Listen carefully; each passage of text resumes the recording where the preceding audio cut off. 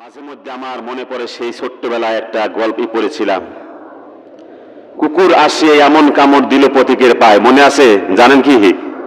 সুন্দর একটা গল্প, কিন্তু সেই গল্পগুলো এই জালিমেরা তুলে দিয়েছে।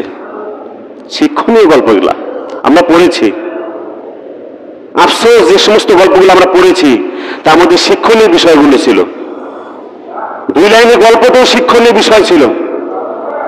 ছোট্ট বাচ্চাকে নিয়ে আর তার পিতাকে নিয়ে একটা গল্প দেখতেছে যে কুকুর আসিয়া এমন কামড় দিল পথিকের পায়, কামড়ের চোটে 20 দাঁত ফুটে 20 লেগে গেল তাই। এই কথার দ্বারা তার সন্তান বলতেছে, ছোট্ট মেয়ে বলতেছে, বাবা তোমাকে কুকুর কামড় দিল, তুমি কি পারো নাই? তোমার কি দাঁত নাই? কুকুরের দাঁত আছে, তোমারও তো দাঁত আছে, তুমি ইচ্ছে করলে তো তাকেও কামড় দিতে পারতে। কুকুরে কামড় দেওয়া যাবে? ছোট্ট মানুষ তো বোঝে না, কিন্তু তার কথাটা একটু রিয়াক্ট করে দেখেন, কত বড় একটা কথা।